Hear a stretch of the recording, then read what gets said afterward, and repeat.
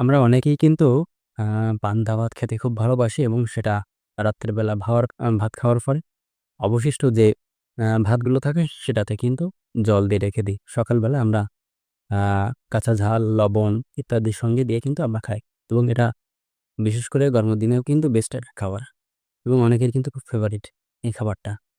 কিন্তু দেখা যাচ্ছে কি এই পান্তা ভাত খাওয়ার পরে ১ থেকে ১.৫ ঘন্টা পরে কিন্তু আ ক্ষুধা লেগে যাচ্ছে।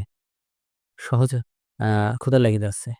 তাহলে আপনি প্রতিদিনের মতোই কিন্তু আপনি ভাত খেলেন।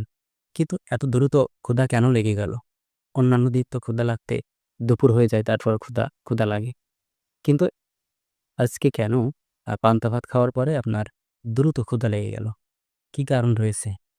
এবং আ যেদিন গরম ভাতের সাথে সবজি, তরকারি, মাছ, মাংস ইত্যাদি যদি খাওয়া হচ্ছে সেখানে সেদিন আপনার ক্ষুধাটা কিন্তু দেরি হচ্ছে লাগতে। সেদিনকার আর্লি ক্ষুধা লাগছে না। খুবই দেরি হচ্ছে। কি কারণ রয়েছে? এটার কারণ হচ্ছে অ্যা ভাতটা কিন্তু সিম্পল কার্বোহাইড্রেট যেটাতে শুধুমাত্র গ্লুকোজের পরিমাণ খুব বেশি থাকে। যে কারণে এটা দ্রুত হজম হতে পারে। দ্রুত হজম হয়ে যায়। এতে পুষ্টি উপাদান নাই বিশেষ। সিংহভাগ বা অধিকাংশ কিন্তু এতে কার্বন রয়েছে, গ্লুকোজ রয়েছে যার কারণে দ্রুত হজম হয়ে যাচ্ছে।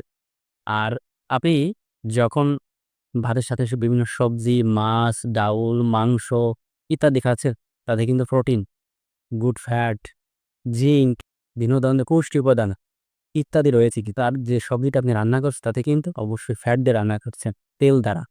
বিশেষ করে এই ফ্যাটের গঠন, প্রোটিন, বিভিন্ন নিউট্রিশন, পুষ্টি এগুলো হজম হতে বা এর গঠন ভাঙতে কিন্তু দেরি হয়। কারণ এগুলোকে ভাঙার জন্য আ স্টোমাক থেকে বিভিন্ন প্রকার এনজাইম গুলো কাজে লাগে বা এনজাইম গুলো খুব অ্যাক্টিভ হয়ে কাজ করে। যার জন্য এটা কিন্তু খুব দেরি হয়। আর যখন আপনি শুধুমাত্র ভাত খাচ্ছেন, পান্তা ভাত বা শুধু ভাত বা শুধু ভাত, তখন কিন্তু শুধুমাত্র ওটা সিম্পল কার্বোহাইড্রেট যেটা গ্লুকোজ ছাড়া বিশেষ কিছু নাই। যার জন্য ওটা এনজাইমের প্রয়োগ বা প্রয়োজন হচ্ছে না, তখন ওটা দ্রুত কিন্তু খুব ইজিলি কিন্তু ভেঙে যাচ্ছে। যার কারণে আপনার ক্ষুধা লেগে যাচ্ছে এবং যখন মাছ, মাংস, ডিম, ডাউল ইত্যাদি খাচ্ছেন তখন কিন্তু ক্ষুধা লাগতে দেরি হচ্ছে। এর কারণে কিন্তু আছে একমাত্র যে আপনার আ যে ওর গঠনগুলো বিভিন্ন প্রকার পুষ্টি উপাদানের যে গঠনগুলো এগুলো ভাঙতে কিন্তু সময় নেয়। একমাত্র কারণ হচ্ছে এগুলো। তবে অবশ্যই আ আমাদের নিয়ম করে খাওয়া উচিত। এগুলো আমাদের মাথায় রাখতে হবে। আর কোন ধরনের স্বাস্থ্য টিপস ডক্টর সত্যজিৎকে Facebook, YouTube এবং Instagram এ ফলোতে পাশে থাকতে পারেন।